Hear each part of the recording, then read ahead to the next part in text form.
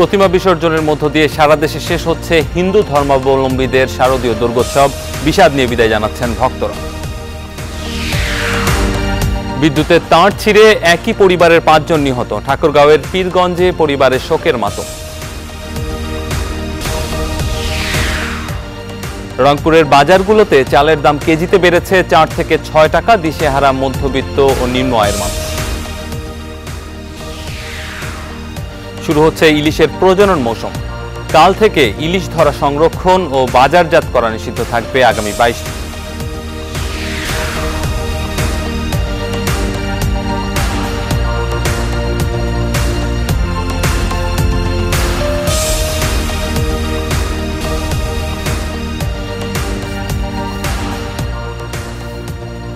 স্বাগত সারা বাংলার খবরে, আপনারা দেখছেন নিউজ 24। সাথে আছি আমি রামিম হাসান। এক কথায় বলতে গেলে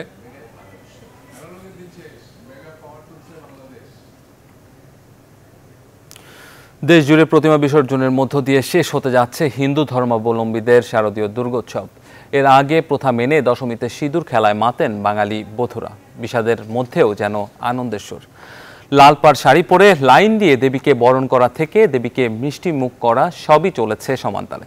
এদিকে পূজাকে ঘিরে সার্বিক নিরাপত্তা ব্যবস্থায় পুলিশি টহল ছিল চোখে পড়ার মতো। উৎসাহ উদ্দীপনার মধ্য দিয়ে নেত্রকোনায় মহানবমীর শেষে বিজয় দশমীতে প্রতিমা বিসর্জনের মধ্য দিয়ে শেষ হতে যাচ্ছে সনাতন ধর্মাবলম্বীদের বড় ধর্মীয় উৎসব শারদীয় দুর্গাপূজা। সকাল থেকে গভীর রাত পর্যন্ত নেত্রকোনায় পৌর এলাকার প্রতিটি পূজা মণ্ডপেই ছিল ভক্ত অনুরাগী ও দর্শনার্থীদের পদচারণায় মুখরিত। তাই এখানকার পূজা দেখতে দেশের বিভিন্ন জেলাসহ দেশের বাইরে থেকেও ভক্তরা আসেন এখানে। এদিকে পূজাকে ঘিরে সার্বিক নিরাপত্তা ব্যবস্থায় পুলিশি টহল ছিল চোখে পড়ার মতো। মানিকগঞ্জে দুর্গোৎসব উপলক্ষে অনুষ্ঠিত হয়েছে আরতি ও নৃত্য প্রতিযোগিতা। গতকাল রাতে শহরের কালীবাড়ি মন্দিরে এই প্রতিযোগিতার আয়োজন করা হয়। কালীবাড়ি মন্দির কমিটি আয়োজিত এই প্রতিযোগিতায় 2টি গ্রুপে আরতি ও নৃত্য প্রতিযোগিতায় প্রতিযোগীরা অংশ নেয়।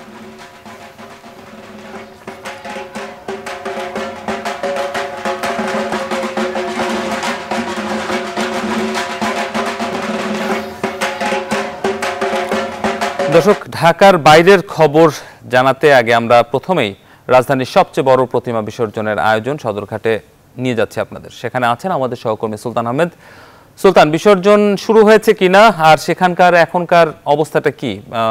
ভক্ত এবং অনুরাগীরা কি কি অ্যাক্টিভিটিসগুলো তারা করছেন সেগুলো আমাদের একটু জানান। রামিম, আপনি জানেন যে আজকে কিন্তু বিজয়া দশমী এবং এরই মধ্যে কিন্তু ঢাকার সবচেয়ে বড় যে জায়গা বুড়িগঙ্গা নদীর পাড়ে অর্থাৎ সদরঘাটের ঠিক পার্শ্ববর্তী ওয়ারেস ঘাটে কিন্তু প্রতিমা বিসর্জন হয়ে থাকে। যেমনটি আমাদের এখানকার যারা রয়েছেন আয়োজকদের মধ্য থেকে তারা আমাদের জানালেন, প্রায় 60 থেকে 70 ভাগ ঢাকার যে সমস্ত প্রতিমা রয়েছে তা কিন্তু এই ঘাট থেকে বিসর্জন দেয়া হবে। আপনি জানেন বুড়িগঙ্গায় নদীতে কিন্তু প্রতি বছরের মতো এবারও প্রতিমা বিসর্জন দেয়া হচ্ছে। প্রায় 100 থেকে 150 প্রতিমা এরই মধ্যে আমরা দেখেছি রাজধানী ঢাকার বিভিন্ন প্রান্ত থেকে কিন্তু এখানে নিয়ে আসা হয়েছে। এবং আপনি দেখতে পাচ্ছেন যে বিভিন্ন ট্রলারে করে কিন্তু প্রতিমা যারা দেবী ভক্ত রয়েছেন তারা কিন্তু এরই মধ্যে নদীর মধ্যে চলে গিয়েছেন প্রতিমাকে বিসর্জন দেওয়ার জন্য। রামিম, যে বিষয়টি উল্লেখ করার মতো সেটি হচ্ছে এবছর কিন্তু নিরাপত্তা নেওয়া হয়েছে ব্যাপকভাবে। আমি সদরঘাটের এই ওয়ারেস ঘাটে যেমনটি দেখেছি, এখানে কিন্তু সকাল থেকে আমি বলবো সকাল থেকে আইন শৃঙ্খলা বাহিনী দ্বারা পরিবেষ্টিত হয়েছে এলাকাটি। এবং আইন শৃঙ্খলা বাহিনীর সদস্যরা আমাদেরকে যেমনটি জানিয়েছেন, রাজধানীর বিভিন্ন জায়গা থেকে অবাধে গাড়ি চলাচল কিন্তু এলাকায় করতে দেওয়া হয়নি। আপনি আরেকটি বিষয় আমি আপনাকে জানাতে চাই, সেটি হচ্ছে এখানে শুধুমাত্র আইন শৃঙ্খলা বাহিনী, পুলিশ কিংবা র্যাবের পহরাই নয়, এখানে কিন্তু ফায়ার সার্ভিসের যে ইউনিট, এখানে টোটাল মোট 5টি ফায়ার সার্ভিসের ইউনিট কাজ করছে। অর্থাৎ যে কোনো অপ্রীতিকর ঘটনা যদি এখানে ঘটে যায় তাহলে তারা কিন্তু সেই অপ্রীতিকর ঘটনাকে রোধ করার জন্য এখানে কাজ করে যাচ্ছেন। রামিম, আরেকটি বিষয় যেটি বলার মতো, এখানে যারা ভক্তরা এসছেন, আপনি জানেন যে বিজয়া দশমীর এই শেষ দিনে অর্থাৎ হিন্দু ধর্মের যে সবচেয়ে বড় উৎসব দুর্গাপূজা, এই দেবীকে কিন্তু তারা এই বিজয়া দশমীর দিনে বিসর্জন দিয়ে থাকেন। স্বভাবতই কিন্তু এ কারণে যারা দেবী প্রেমী রয়েছেন, দেবী ভক্ত রয়েছেন, তাদের কিন্তু আজকে মনে কিছুটা হলেও বিষণ্ণ ভাব বিরাজ করছে। তারা আমাকে যেমনটি জানাচ্ছেন, প্রতি বছরের মতো এবারও কিন্তু তারা প্রতিমা বিসর্জন দিতে এসে আমাকে যেমনটি বললেন যে এবছর কিন্তু তারা শান্তিপূর্ণভাবে এই দুর্গা উৎসব করতে পেরে অনেকটাই খুশি, এবং তারা আশা করছেন আইন শৃঙ্খলা বাহিনী সহ সরকারের যে সহযোগিতা তারা এবছর পেয়েছেন, এই ধরনের সহযোগিতা প্রতি বছর অব্যাহত থাকবে। এই ক্ষেত্রে আপনাকে আমি আরেকটা বিষয় বলে রাখি, সেটি হচ্ছে আজকে আপনি দেখতে পাচ্ছেন যে বিভিন্ন দেশে রাজধানী ঢাকার বিভিন্ন প্রান্ত থেকে কিন্তু প্রতিমা এসছে এবং তাদের কিন্তু বিসর্জন দেয়া হচ্ছে। তো সদরঘাটের এই লঞ্চ টার্মিনাল থেকে কিন্তু প্রতিবারের মতো এবারও কিন্তু প্রচুর ভিড় রয়েছে। আপনি দেখতে পাচ্ছেন যে আইন শৃঙ্খলা বাহিনী থেকে শুরু করে রাজধানীর বিভিন্ন প্রান্ত থেকে যারা প্রতিমা নিয়ে এসছেন তারা সবাই কিন্তু অনেকটা এখানে সতর্কমূলক অবস্থানে রয়েছেন, অর্থাৎ কোনো রকমের অপ্রীতিকর ঘটনা যেমন পুরো পূজাব্যাপী ঘটেনি, আজকের এই শেষ দিনে যেন না ঘটে সেই দিকে কিন্তু তারা আসলে নজর রাখছেন। তো আমি আসলে এই সদরঘাট রামিম এই আসলে সদরঘাটের এই জায়গা থেকে আমার কাছে এই মুহূর্তে কিন্তু আরেকটি প্রতিমা এসছে আমরা দেখতে পাচ্ছি, যেটিকে নেওয়া হবে রাজধানীর এখানে উৎসব প্রতিমা বিসর্জন দেওয়া হবে। তো রামিম এই ছিল আমার কাছে সদরঘাটের এই পূজা বিসর্জন দেওয়া অর্থাৎ দেবী বিসর্জন দেওয়ার সর্বশেষ খবরাখবর। দর্শক, আমাদের সহকর্মী সুলতান আহমেদ বিসর্জনের আগের যে প্রস্তুতি সেগুলো আমাদেরকে দেখাচ্ছিলেন, এবং তিনি এই মুহূর্তে রয়েছেন রাজধানীর সদরঘাটে, এবং সেখানে বিভিন্ন জায়গা থেকে প্রতিমাগুলো আসছে এবং সেখানে আসলে বিসর্জন দেওয়া হবে। ঢাকার অভ্যন্তরের যেই প্রতিমাগুলো রয়েছে তার বেশিরভাগ। তো আমরা এখন একটু ঢাকার বাইরে যাব, সেখানকার খবর জানবো। আমরা প্রথমেই যাব একটু খুলনাতে, সেখানে রয়েছেন আমাদের সহকর্মী শামসুজ্জামান শাহিন। আমি চলে যাচ্ছি তার কাছে। শাহিন, সেখানে আসলে কি অবস্থা? আমরা ঢাকার অবস্থাটা দেখলাম, এখন আসলে বিসর্জন শুরু হয়নি। বিসর্জনের শুরুতে যেই প্রস্তুতিগুলো, সেই প্রস্তুতিগুলোই মূলত আমরা আমাদের সহকর্মীর কাছ থেকে দেখেছি। আপনার সেখানে আসলে কি দেখবো আমরা?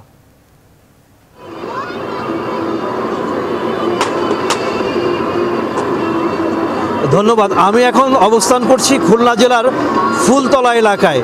এই ফুলতলা এলাকায় গত প্রায় 150 বছর ধরে এই অঞ্চলের এই এলাকায় যে নদীটি আছে, এখানে হিন্দু ধর্মাবলম্বীরা এখানে প্রতিমা বিসর্জন দেয়, এবং প্রতি বছরই দুর্গা উৎসবের সময় এই নদীতে মানে বিপুল সংখ্যক ট্রলার এবং লঞ্চ সেখানে প্রতিমা নিয়ে দুপুরের পর থেকেই এখানে অবস্থান করে এবং নদীর মধ্যে আসা যাওয়া করে।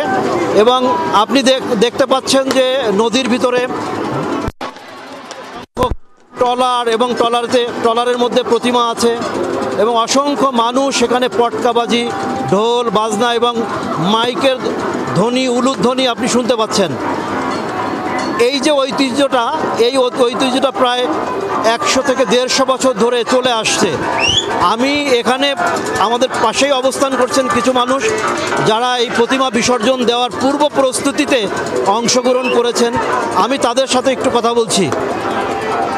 আপনারা তো এখানে এসছেন, কেন এসছেন? এখানে আমরা মানে আসি বিসর্জনের দিকে আসে, মানে আছে মানে ঘোরা হয় অনেকটাই, তারপরে আছে মানে করা হয় অনেকটা বছরে আমরা জায়গাটা আসিছি।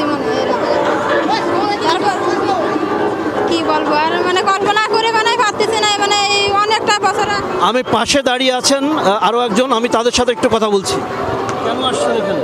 এখানে আসছি আমরা এই দুর্গাপুজোর বিসর্জন দেখতে, এবং এখানে মনে করেন আরও আমরা 10 বছর ধরে এখানে একাধারে এই বিসর্জন নৌকা সহ আরও বিভিন্ন জায়গা থেকে নৌকা আসে, আমরা সেই উৎসবে আমরা এখানে বিসর্জন দেখতে আসছি।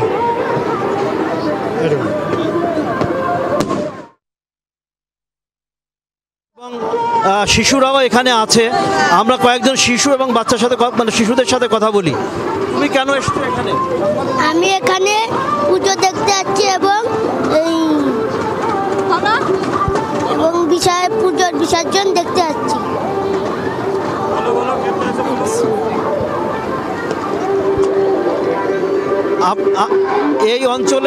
এই অঞ্চলের প্রায় কয়েক হাজার মানুষ প্রতি বছর এই সময়টায় এই নদীতে ট্রলার এবং নৌকার মাধ্যমে প্রতিমা বিসর্জন দেয়। এবং এই যে ঐতিহ্যের ধারাবাহিকতা, পরম্পরা, শিশু এবং নারীরা সবাই মিলে এটা দিচ্ছে। আমরা যদি একটু দূরে দেখি, তাহলে দেখব যে যতদূর চোখ যায় লোকে লোকারণ্য, নদীর দুই পাড়ে হাজার হাজার মানুষ এখানে এসছে এই বিসর্জন উৎসব দেখতে। এর মধ্যে হিন্দু সম্প্রদায় যেমন আছেন, মুসলমান সম্প্রদায়ের মানুষ এবং নারী পুরুষ দূর দূরান্ত থেকে এখানে এসেছে। এই অবস্থা চলতে থাকবে সন্ধ্যা পর্যন্ত এবং মূলত বিসর্জনের কার্যক্রমটা শুরু হবে সন্ধ্যার পর থেকে এবং তখন এখানে একটি উৎসবমুখর পরিবেশ আরও উৎসবমুখর পরিবেশ তৈরি হবে।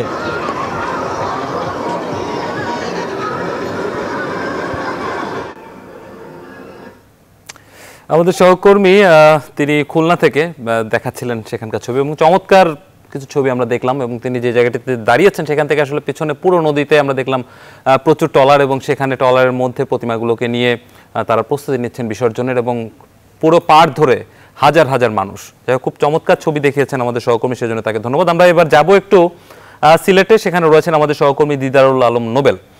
নোবেল, আপনি হয়তো দেখেছেন বা খুলনার শাহিনের কথা আপনি শুনেছেন, আপনার সেখানে আসলে কি অবস্থা? আমরা ইতোমধ্যে রাজধানী এবং খুলনার অবস্থাটা আমরা দেখে ফেলেছি, প্রস্তুতি সম্পন্ন, কিছুক্ষণের মধ্যেই বিসর্জন দেওয়া হবে।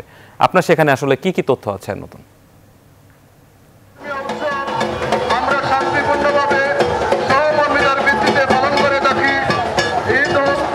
সিলেটে আমি যে স্থানে দাঁড়িয়ে আছি সেটা হচ্ছে সিলেটের ঐতিহ্যবাহী চাঁদনী ঘাটে। এই চাঁদনী ঘাট হয়ে সুরমা নদীতে পূজারীরা তাদের মা দুর্গার প্রতিমা বিসর্জন করছেন। গত 4 দিন তারা মা দুর্গার কাছে অনেক কিছু চেয়েছেন, তারা অনেক উৎসব মুখর ছিলেন, তাদের মন আনন্দে উৎফুল্ল ছিল, কিন্তু এই বিসর্জনে এসে তাদের মন অনেক বিষণ্ণ। তারা মনের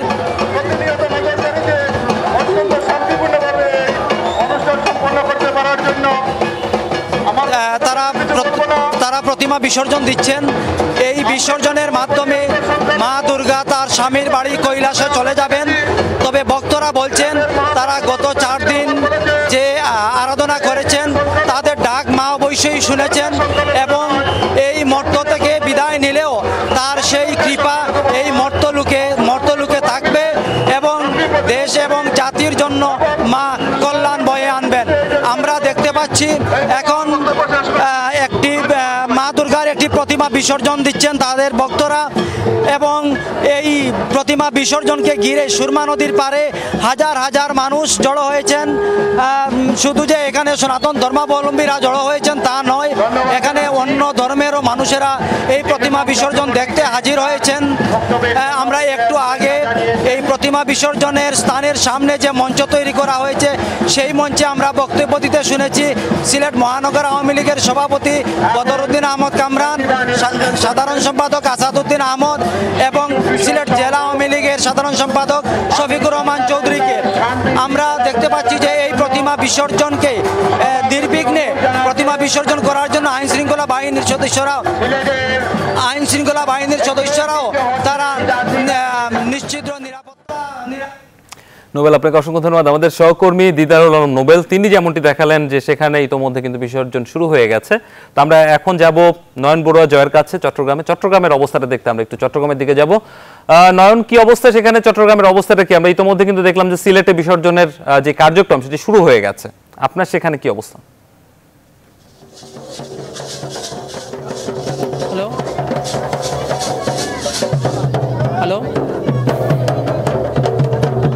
হ্যালো হ্যালো হ্যালো হ্যালো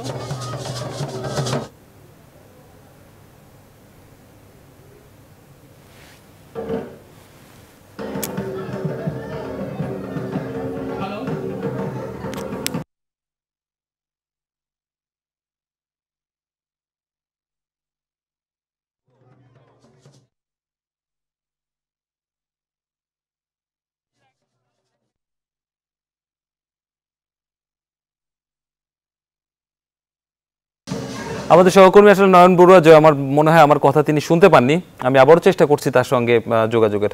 নয়ন, কি অবস্থা? আসলে আমরা ইতোমধ্যে ছবিতে দেখে ফেলেছি এবং সেখানে দেখছি যে প্রস্তুতির কাজ চলছে। আপনার কাছে নতুন কোনো তথ্য থাকলে আমাদেরকে একটু জানান।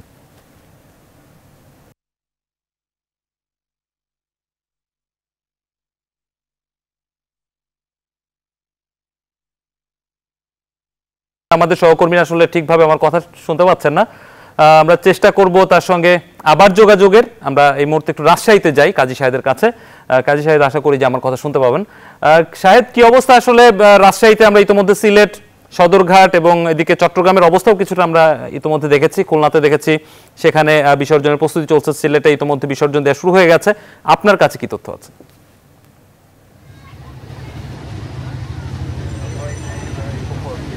রাজশাহীর সর্বশেষ যে অবস্থা, আমরা সকাল থেকে দেখলাম যে দেবী আজকে যে বিজয়া দশমী, তাতে আজকে দেবী বিসর্জন দেওয়ার পালা।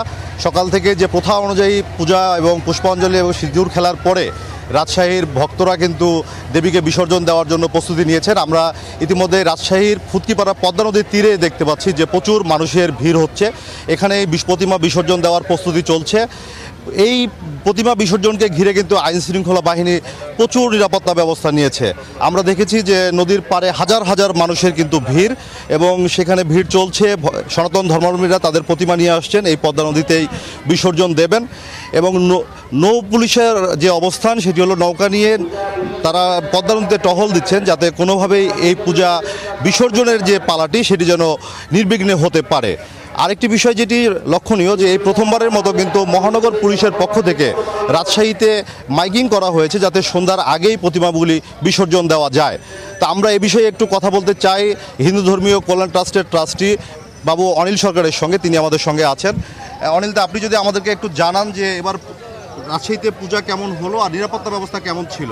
এইবার রাজশাহীতে এত সুন্দর সুষ্ঠুভাবে এখন পর্যন্ত যেভাবে চলছে, এটা আমরা খুব আনন্দিত এবং উৎসবমুখর পরিবেশে আমরা এখানে মা দুর্গার পূজা এবং বিসর্জন চলছে। বিজয়া দশমীর শুভেচ্ছা দেওয়ার জন্য এখানে ঘাটে বহু শ্রোতাবিন্দু আছে।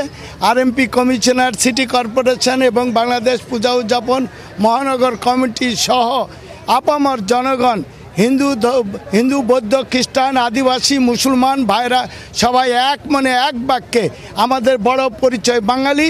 আমরা সবাই মিলেমিশে ধর্ম যার যার উৎসব, সবাই আমরা সেই উৎসবটি পালন করছি। ধন্যবাদ আপনাকে।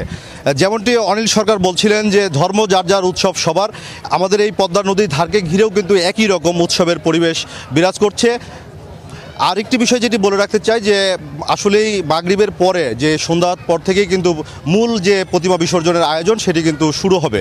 ইতিমধ্যে সিটি কর্পোরেশন এবং মহানগর পুলিশের পক্ষ থেকে দুটি কন্ট্রোল রুম করা হয়েছে, যেখান থেকে যেসব মণ্ডপগুলি আছে সেগুলির নাম লিপিবদ্ধ করা হবে এবং সেখান থেকে কিন্তু ঘোষণা করা হবে। এরপরেই কিন্তু একটি একটি করে প্রতিমা এই পদ্মা নদীতে বিসর্জন দেওয়া হবে।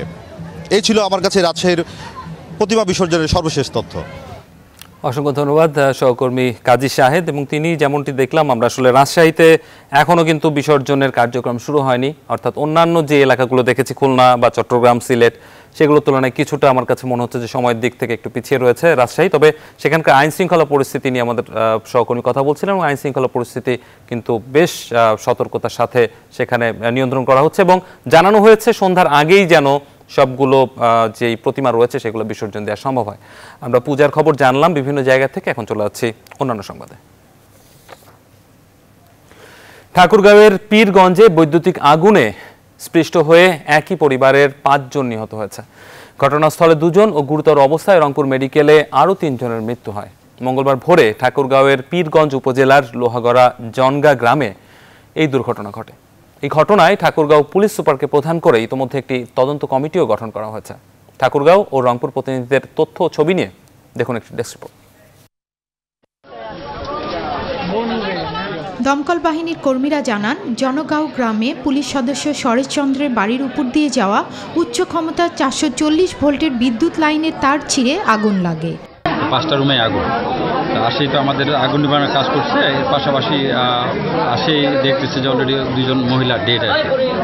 তো আমার আর 3 জন কাকে গুরুতর আহত অবস্থায় আমাদের ফায়ারের গাড়ি দিয়ে ঠাকুরগাঁও মেডিকেলে নেওয়া হয়েছে। মুহূর্তের মধ্যেই আগুন ছড়িয়ে পড়ায় কেউ ঘর থেকে বের হতে পারেনি। এতে ঘুমিয়ে থাকা সুরেশের স্ত্রী ও শালিকা ঘটনাস্থলেই মারা যায়। গুরুতর আহত অবস্থায় পরিবারের অন্য 3 সদস্যকে রংপুর মেডিকেল কলেজ হাসপাতালে নেওয়া হয়, সেখানেই তাদের মৃত্যু হয়। আসলে আমরা সকালে 3 জনকে পেয়েছিলাম, তার মধ্যে 2 জন ব্রড ডেথ, ওদের আমরা চিকিৎসা শুরু করতেই পারিনি। আর একজন যে খরেশ চন্দ্র, ওনাকে আমরা চিকিৎসা দিয়েছি। আসলে শরীর তার 100 ভাগ পোড়া ছিল এবং গভীর পোড়া ছিল, তাকে সর্বাত্মক সহযোগিতা চিকিৎসা করেও তাকে আমরা আসলে 1 ঘন্টা বাঁচায় রাখতে পেরেছিলাম। তবে এই ঘটনার কারণ উদ্ঘাটনে তদন্ত করা হচ্ছে বলে জানায় পুলিশ কর্মকর্তা। প্রাথমিকভাবে যারা ওইখানে ফায়ার ব্রিগেডের সদস্যরা জানাইছেন যে বৈদ্যুতিক শর্ট সার্কিট থেকে আগুন লাগছে। আগুন লাগাবার ভিতরে একটা মোটরসাইকেল ছিল, সেটা পেট্রোল ট্যাঙ্কিতে আগুন লাগে পেট্রোলগুলো বিস্ফোরণ হয়ে ছড়ায় যায়, যার ফলে এখান থেকে আগুনটা ছড়ায় গেছে দ্রুত।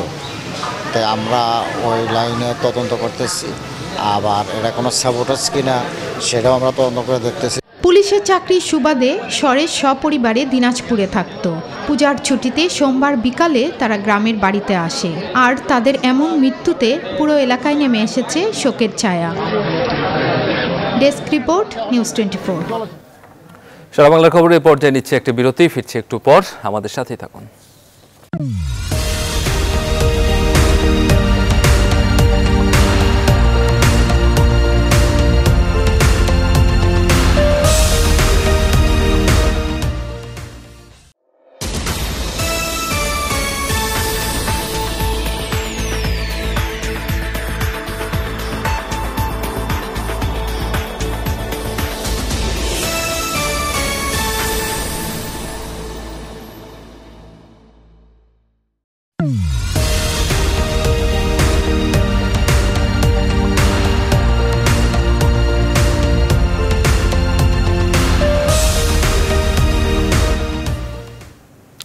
আবারও স্বাগত সারা বাংলার খবর, আপনারা দেখছেন নিউজ 24। অসৎ উদ্দেশ্য নিয়ে দেশটাকে অস্থিতিশীল করার চেষ্টা করছেন বিএনপি চেয়ারপারসন বেগম খালেদা জিয়া, মন্তব্য করেছেন বাণিজ্য মন্ত্রী তোফায়েল আহমেদ। দুপুরে ভোলা সদর উপজেলার ভেদুরিয়া ইউনিয়নের ব্যাংকের হাট বাজারে জেলা আওয়ামী লীগ কার্যালয়ে নেতাকর্মীদের সাথে মতবিনিময় সভায় বাণিজ্য মন্ত্রী এ মন্তব্য করেন। এ সময় তিনি বলেন, খালেদা জিয়া 2013 সালে মানুষকে হত্যা করেছেন, 2014 সালে নির্বাচনকে বানচাল করার জন্য presiding officer, pulling officer police হত্যা করেছেন। 15 সালে 93 দিন অবরোধ হরতালের নামে দেশের অর্থনীতিকে ধ্বংস করার চেষ্টা করেছেন, কিন্তু তিনি সফল হননি। ভবিষ্যতেও তিনি সফল হবেন না, কারণ বাংলাদেশ যে লক্ষ্য নিয়ে স্বাধীন হয়েছে তা পূরণ হবে। পরে তিনি জেলার বিভিন্ন পূজা মণ্ডপ পরিদর্শন করেন।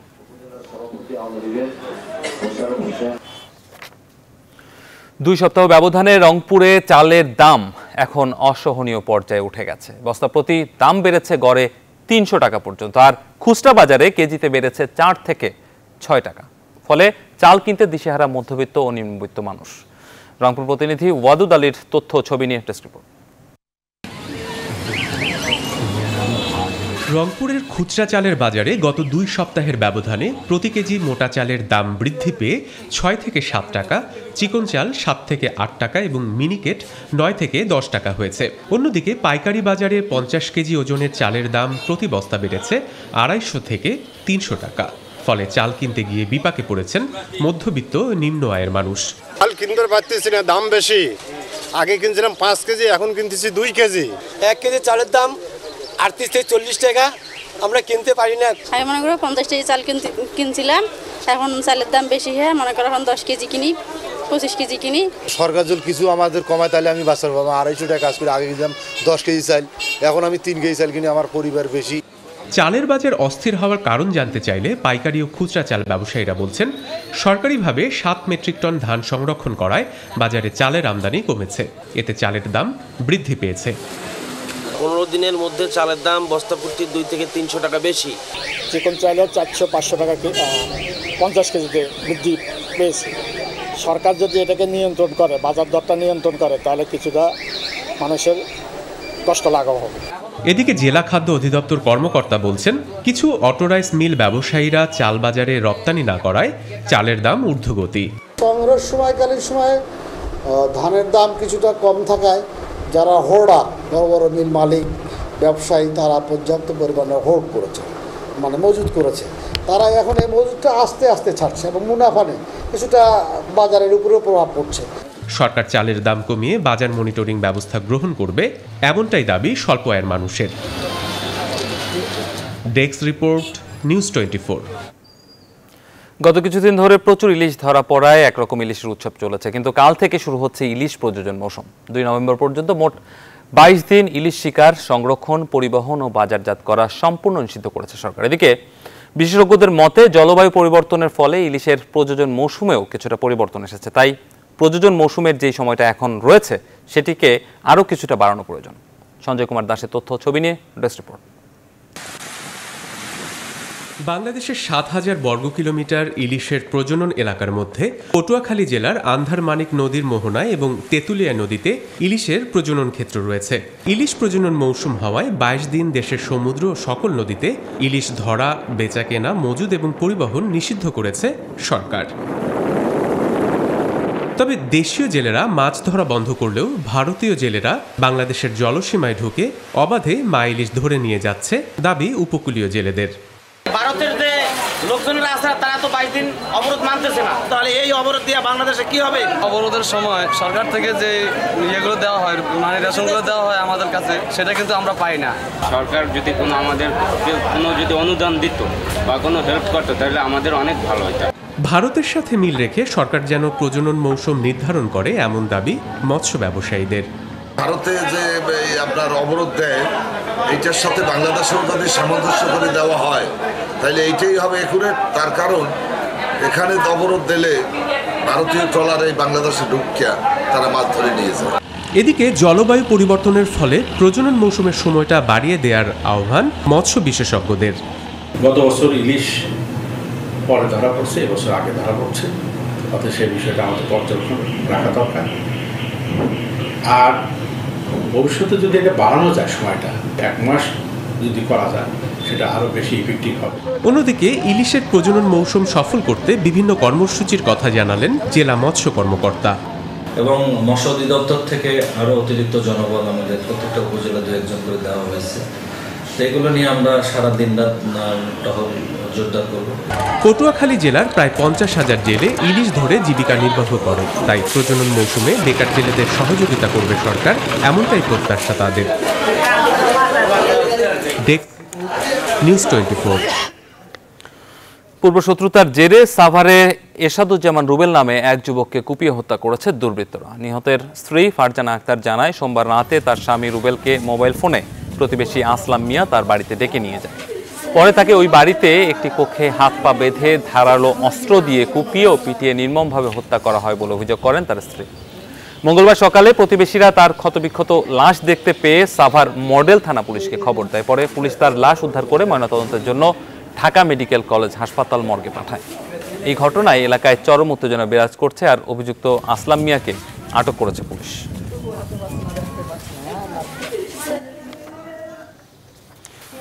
নেত্রকোনার ছোট গাড়ায় ট্রেনে কাটা পড়ে অজ্ঞাতনামা এক ব্যক্তি নিহত হয়েছেন। পুলিশ জানায়, মঙ্গলবার সকালে ময়মনসিংহ থেকে মেহেনগঞ্জগামী লোকাল ট্রেনটি সদর উপজেলার ছোট গাড়ায় পৌঁছলে অজ্ঞাতনামক ওই ব্যক্তিটি ট্রেনের নিচে কাটা পড়েন।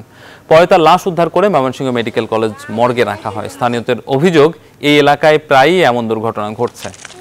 ট্রেন চলাচলের সময় ঠিকভাবে হুইসেল না দেওয়ায় পথচারীরা অনেক সময়ই তা শুনতে পান না। প্রশাসনও এ নিয়ে কোনো নজরদারি করছে না।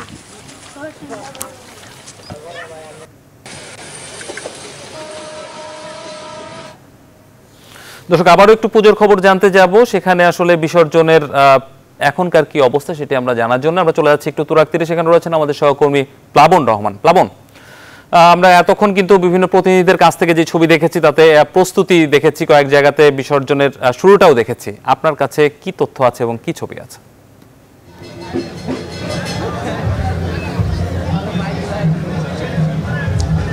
আমি এই তুরাগতীরে আসলে বিকাল 4টা-5টার পর থেকেই ঢাকা শহরে যে 229টি পূজা মণ্ডপে পূজা অনুষ্ঠিত হয়েছে, সেখান থেকে কিন্তু প্রত্যেকটি পূজা মণ্ডপ থেকে বেশিরভাগ প্রতিমা কিন্তু বিসর্জন এখানে হয়ে গেছে। 4টা-5টার পর থেকে কিন্তু প্রতিমা বিসর্জন এখানে চলছে এবং কঠোর নিরাপত্তা ব্যবস্থার মধ্য দিয়ে এই তুরাগতীরে আশুলিয়ায় যে তুরাগতীর রয়েছে সেখানে প্রবেশ করতে দেওয়া হচ্ছে একেবারে সুশৃঙ্খল পরিবেশে। এবং আপনি হয়তো বাদ্যের শব্দ শুনতে পাচ্ছেন আমার পেছনে, একেবারে নেচে গিয়ে হিন্দু ধর্মের অনুসারীরা মা দুর্গাকে বিদায় জানাচ্ছেন। এবং জানি রাখি যে মা দুর্গা এবার ঘোড়ায় চড়ে পৃথিবীতে আগমন করেছিলেন এবং ঘোড়ায় চড়েই স্বর্গালোকে বিদায় নিচ্ছেন। এবং অনেকের চোখে আমি পানি দেখেছি, যদিও তারা হেসে নেচে গিয়ে মা দুর্গাকে বিদায় জানাচ্ছেন। যারা প্রতিমা বিসর্জন দিয়ে এসেছেন আমার সঙ্গে এমন কয়েকজন রয়েছেন, তাদের কাছ থেকে জানতে চাই। কেমন লাগছে সব মিলিয়ে? আপনারা কি করেছেন? নদীতে নেমেছিলেন, গিয়েছিলেন ভিতরে? হ্যাঁ, খুব এনজয় করেছি। কত দূর গিয়েছিলেন? ভিতরে অনেক দূর। গান বিসর্জন দিয়েছেন? হ্যাঁ। এই দিনে কেমন লাগে আসলে, মানে মা দুর্গাকে বিদায় জানাচ্ছেন? খুব সুন্দর। এই দিনটা আবার ইনশাআল্লাহ আগের বছর আসবে মা দুর্গার জন্য। এই যে ভাই, এই যে গিয়েছেন, মানে আজকের দিনে কি চাইলেন দেবী দুর্গার কাছে? আজকে অনেক কিছু চাইছি। সদরঘাট তুরাগতীর অর্থাৎ রাজধানী তুরাগতীর থেকে সেখানকার অবস্থায় ছিলেন এবং যেমনটি আসলে বুঝতে পারলাম তিনি নদীর খুব কাছে যেতে পারেননি প্রচুর পরিমাণে ওখানে ভক্ত এবং দর্শনার্থী থাকার কারণে। তবে যেটি বুঝতে পারলাম যে ইতোমধ্যে সেখানে বিসর্জনের যে কার্যক্রম সেটি শুরু হয়েছে এবং অনেকে বিসর্জন দিয়েও এসেছেন, তবে সেটি এখনো পর্যন্ত চলছে। এ পর্যায়ে নিব একটা বিরতি, আমাদের সঙ্গে থাকুন।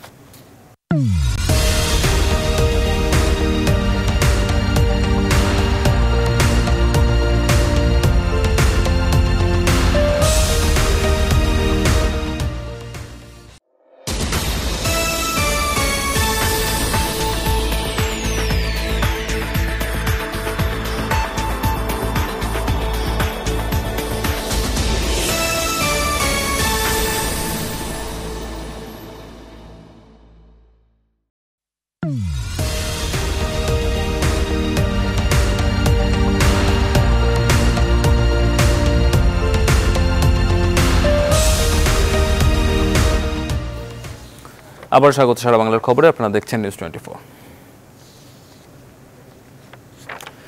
লালমনিরহাটে 10 টাকা কেজির চাল বিক্রির কার্ড বিতরণ নিয়ে ব্যাপক অনিয়মের অভিযোগ উঠেছে। তালিকা নতুন করে তৈরি করে হতদরিদ্রদের অন্তর্ভুক্তির দাবিতে মঙ্গলবার 2 জেলার আদিতমারী উপজেলার কমলাবাড়ি ইউনিয়ন পরিষদের সামনে কয়েকশো ভূমিহীন ও দিনমজুর বিক্ষোভ মিছিল করে। এলাকাবাসী জানান, টাকা দিতে না পারায় তাদের নামে কার্ড না হয়ে যারা সচ্ছল ও 10-20 বিঘা করে জমির মালিক তাদের নামে কার্ড হয়েছে। এই ইউনিয়নের 2 বছর আগে মারা গেছেন, অথচ তার নামও 10 টাকা কেজি চাল উত্তোলন করা হয়েছে এমন ব্যক্তির নামে রয়েছে। মৃত ব্যক্তি বা তার পরিবারের কোনো সদস্য এই চাল পাননি। অনিয়ম নিয়ে জেলা প্রশাসকের নিকট আবেদন করেও সুফল পাননি আদিতমারী উপজেলার কমলাবাড়ি ইউনিয়ন পরিষদের চেয়ারম্যান আলাউদ্দিন আলাল। ওই ইউপি চেয়ারম্যান জানান, তার ইউনিয়নে সরকারি দলীয় কর্মী নেতাকর্মীরা চেয়ারম্যান ও মেম্বারদের সহযোগিতা ছাড়াই তালিকা তৈরি করেছেন, যেখানে 50 ভাগই সচ্ছল ব্যক্তি এবং খাদ্য বান্ধব কার্ড পান। বঞ্চিত হন প্রকৃত হতদরিদ্ররা।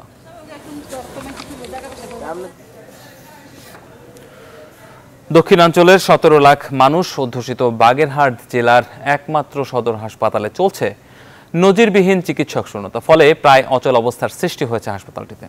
রোগীদের উপচে পড়া ভিড় থাকলেও চিকিৎসা সেবা দেওয়ার চিকিৎসকের অভাবে অসহায় দরিদ্র অসুস্থ মানুষের সীমাহীন দুর্ভোগের পাশাপাশি অনাকাঙ্ক্ষিত মৃত্যু ও ভোগান্তির হার বাড়ছে। আমাদের বাগেরহাট প্রতিনিধি শেখ আহসানুল করিমের পাঠানো তথ্য ছবি নিয়ে ডেস্ক রিপোর্ট। 1970 সালে 50 শয্যা নিয়ে বাগেরহাট সদর হাসপাতালের যাত্রা শুরু হয়। 1997 সালে আধুনিক হাসপাতাল 100 শয্যায় রূপান্তরিত হয়। বর্তমানে 50 শয্যা হাসপাতালের লোকবল নিয়ে 100 শয্যা হাসপাতালের কার্যক্রম চলছে কোনো মতে। ফলে দিন দিন দুরবস্থায় পড়ছে এখানকার চিকিৎসা সেবা। রেডিওলজি, চক্ষু, ইউনাইনি, ডেন্টাল ও প্যাথোলজি সহ 4 জন মেডিকেল অফিসারের পদ শূন্য রয়েছে। চতুর্থ শ্রেণীর 65টি পদের মধ্যে 40টি শূন্য। অন্যান্য পদগুলোরও একই অবস্থা। চোখের ডাক্তার নেই, কানের ডাক্তার নেই, দাঁতের ডাক্তার নেই, এগুলো তো কম আছেই। সার্জারি নেই, এগুলো আমাদের কম আছে এবং সেই কমের জন্য আমরা আরও সংকুলনভাবে আছি। 50 বেডের হাসপাতাল দিয়ে 100 বেড চলতেছে, আমরা নার্স সংকট আছি, আমাদের অনেক কষ্ট হয়। হাসপাতালের চিকিৎসক ও সেবিকারা জানালেন, উপচে পড়া রোগীদের চিকিৎসা দিতে হিমশিমের কথা। দ্রুত সংকট সমাধানের দাবি জানান স্থানীয়রা। এই রুমে থেকে উপরে পাঠাইছে, বলছে একটু আরেকজনের দেখাবো, আবার এই রুমে পাঠায়, এই রুমে বসে আবার সিরিয়াল দিয়েছে, এত সময় বসে বাচ্চার মা সাথে আনি নেমে। এখন কি দুর্ভোগ না? এখানে কোনো অর্থোপেডিক্স ডাক্তার নাই, আমার আম্মাকে এখান থেকে খুলনায় নিয়ে বিভাগীয় শহরে নিয়ে যেতে হয়। সেরকম ডাক্তার থাকতো তাহলে আমরা এতটা কষ্ট পেতাম না। হাসপাতালে চিকিৎসা নিতে আসা রোগী ও স্বজনদের অভিযোগ, চিকিৎসক সংকটের কারণে ঘন্টার পর ঘন্টা অপেক্ষা করেও চিকিৎসকের দেখা পাওয়া যায় না। চিকিৎসক সংকট সহ নানা সমস্যার কথা উল্লেখ করে বলেন সংশ্লিষ্ট ঊর্ধ্বতন কর্তৃপক্ষকে বিভিন্ন সময়ে এসব বিষয়ে অবহিত করা হয়েছে। জনবল 100 বেডের যে জনবল থাকার কথা সেটা আসলে এখনো হয় নাই, বরাদ্দ হয় নাই, যার জন্য আমাদের এই 50 বেডের জনবল দিয়া 100 বেড নামে মাত্র, কিন্তু রোগী থাকে প্রায় 150 থেকে 250। দ্রুত সংকট নিরসন করে ব্যবস্থা নেওয়ার দাবি স্থানীয়দের। Desk report, news 24। এবার একটা ইতিবাচক সংবাদ। সারা দেশে বিভিন্ন অফিসে, বিশেষ করে সরকারি অফিসগুলোতে মানুষের সেবা নিতে গিয়ে হয়রানির যেই শিকার হওয়ার ঘটনা, সেটি কিন্তু একটি নিত্যনৈমিত্তিক ব্যাপার। আর সেই সময়ে টাঙ্গাইল সদর উপজেলা নির্বাহী কর্মকর্তার কার্যালয় থেকে দেওয়া হচ্ছে ভুক্তভোগীদের ব্যতিক্রম সেবা। ব্যতিক্রম এই কারণে বলা হচ্ছে যে সারা দেশের জন্য হতে পারে মডেল। প্রত্যেক সেবাগ্রহীতা অফিসে এসেই হেল্প ডেস্কের সহযোগিতায় পৌঁছে যাচ্ছে নির্দিষ্ট কক্ষের কর্মকর্তার কাছে। আর সেবা গ্রহণকারীরা এর ফলে অল্প সময়ের মধ্যেই নিজের কাজ শেষ করে চলে যেতে পারেন নিজ বাড়িতে বা অন্য কোনো গন্তব্যে। আতিকুর রহমানের তথ্য ও ছবিতে ডেস্ক রিপোর্ট। ডিজিটাল সেন্টারের মাধ্যমে গণশুনানি করে জনগণের সেবা দেয়ায় এখন পাল্টে গেছে টাঙ্গাইল সদর উপজেলা কার্যালয়ের চালচিত্র। প্রতিটা ইউনিয়নের বাল্যবিবাহ বন্ধ সহ নানা সামাজিক সমস্যার সমাধান হয় সভা, সেমিনার ও উঠান বৈঠকের মাধ্যমে। ডিজিটাল সেন্টার থেকে ইউনিয়ন ডিজিটাল সেন্টারের মাধ্যমে গণশুনানি করে তৃণমূল পর্যায়ের মানুষের বিভিন্ন সমস্যার সমাধান করছেন। আমার স্বামী তো মুক্তিযোদ্ধা ছিল, সে স্ট্রোক করে মারা গেছিল। আমি তো হেঙ্গে কোনো কিছু পাইনি, বিধবা ভাতাটা পাই আমি বেঁচে পাচ্ছি, খুব ভালোভাবে পাচ্ছি, কোনো হয়রানি স্বীকার করতে হচ্ছে না। আমি বিধবা ভাতা পাইতেছি, আমার কোনো অসুবিধা হয় না, আমি খুব উপকার করতেছি। প্রত্যেক সেবা গ্রহীতা হেল্প ডেস্কের সহযোগিতায় পৌঁছে যাচ্ছে নির্দিষ্ট কর্মকর্তার কাছে। বিভিন্ন কক্ষ সেবামুখী করে সাজানো হয়েছে। এছাড়া পুরনো ফাইল খুঁজতে গেলেও আর কাউকে হয়রানির শিকার হতে হয় না। এতে করে দুর্নীতি ও অনিয়মও বন্ধ হয়ে গেছে। এই সংক্রান্ত কোনো কর্মকর্তার বিরুদ্ধে অভিযোগ এলে তার বিরুদ্ধেও ব্যবস্থা নেওয়া হয়। ফলে দূর দূরান্ত থেকে আসা সাধারণ জনগণ সহজেই সেবা গ্রহণ করতে পারছে। ব্যতিক্রম সেবা প্রদানের উদ্যোগ নিয়েছেন উপজেলা নির্বাহী কর্মকর্তা। সেই থেকে এই ধরনের কাজে প্রেরণা। সকল অফিসারদেরকে সঙ্গে নিয়ে উপজেলা ডিজিটাল সেন্টার করা হয়েছে, যার মাধ্যমে অনলাইন গণশুনানির মাধ্যমে ইউডিসিতে বসেই জনগণ তার প্রদত্ত সেবাটুকু পাচ্ছেন। সিটিজেন চার্টার চালু করেছে, যেটি পূর্বে ছিল না। এই সিটিজেন চার্টারের মধ্য দিয়ে কি সেবা ইউনো অফিস দিচ্ছে তারা তাও জানতে পারছেন। উপজেলা নাগরিক সমস্যা সমাধানে ডিজিটাল পদ্ধতিতে সহজ উপায়ে সারা দেশের জনগণ সমস্যার সমাধান করা হলে কমে যাবে মানুষের দুর্ভোগ। উপজেলা সদর টাঙ্গাইলের উপজেলা নির্বাহী অফিসারের মাধ্যমে, ওনার নেতৃত্বে, ওনার দিক নির্দেশনার মাধ্যমে আমরা এটা ফিল্ড পর্যায়ে বাস্তবায়ন করে থাকি। উপজেলাগুলো সেবামুখী হবে এমনটাই প্রত্যাশা সকল নাগরিকের। Text report, news 24। আসলে খুবই চমৎকার একটা ব্যাপার, এবং টাঙ্গাইলের এই যে চিত্রটি আমরা দেখলাম, সেই চিত্রটি আসলেই সারা দেশের জন্য একটা নজির হতে পারে। চলে যাচ্ছি স্বাভাবিক সংবাদে।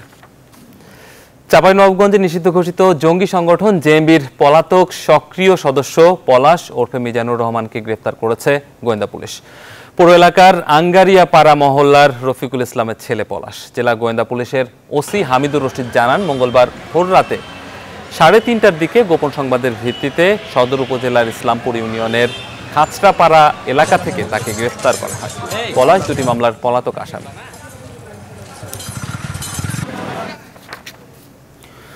সাভারে এক শিশুকে ধর্ষণের চেষ্টার অভিযোগ উঠেছে জুয়েল নামে স্থানীয় এক যুবকের বিরুদ্ধে। পুলিশ জানায়, শিশুটি তার মা বাবার সাথে শহরের কর্ণপাড়ার একটি বাড়িতে একটি রুমে ভাড়া থাকত। সকালে বাড়িতে কেউ না থাকায় শিশুটিকে প্রতিবেশী জুয়েল ধর্ষণের চেষ্টা চালায়। পরে শিশুটির চিৎকারে প্রতিবেশীরা দরজা ভেঙে শিশুটিকে উদ্ধার করে। এ সময় অভিযুক্ত জুয়েল পালিয়ে যায় বলে জানিয়েছে পুলিশ। এদিকে প্রভাবশালী একটি মহল ঘটনাটি ধামাচাপা দেওয়ার চেষ্টা করছে বলে অভিযোগ করেছেন শিশুটির পরিবারের সদস্যরা। সাতক্ষীরায় সন্ত্রাস ও জঙ্গিবাদ বিরোধী আলোচনা সভা অনুষ্ঠিত হয়েছে। মঙ্গলবার সাতক্ষীরা সদর উপজেলা পরিষদ মিলনায়তনে জঙ্গিবাদ বিরোধী এই সমাবেশ অনুষ্ঠিত হয়। বক্তারা এই সময় সন্ত্রাস ও জঙ্গিবাদের বিরুদ্ধে কঠোর হুঁশিয়ারি দিয়ে বলেন, সমাজে যার যার অবস্থান থেকে সন্ত্রাস ও জঙ্গিবাদের বিরুদ্ধে রুখে দাঁড়াতে হবে। সরকারের পাশাপাশি জনগণ এগিয়ে আসলে রাষ্ট্র থেকে জঙ্গিবাদ পুরোপুরি দূর করা সম্ভব।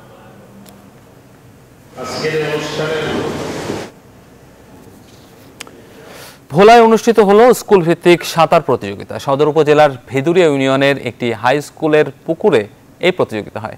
ফ্রিস্টাইল, বাটারফ্লাই, ব্যাকস্ট্রোক এই 3টি ইভেন্টে 2 ভাগে অংশ নেয় 10টি স্কুলের শতাধিক শিক্ষার্থী।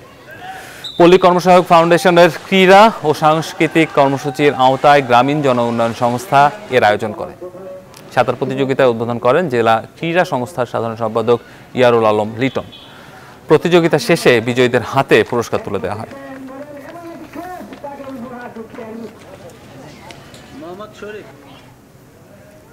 দর্শক, শেষ করব সারা বাংলার খবর, তবে তার আগে শিরোনামগুলো আরেকবার।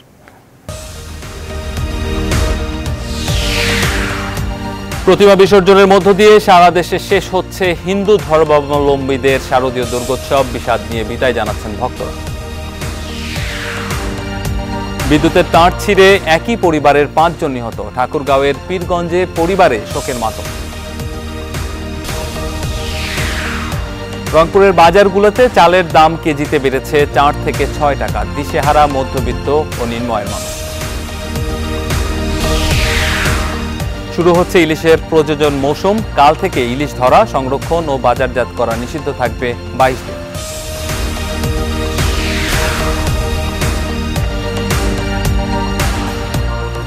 এখন এ পর্যন্তই। পরের আয়োজন দেখার আমন্ত্রণ রইল সবাইকে।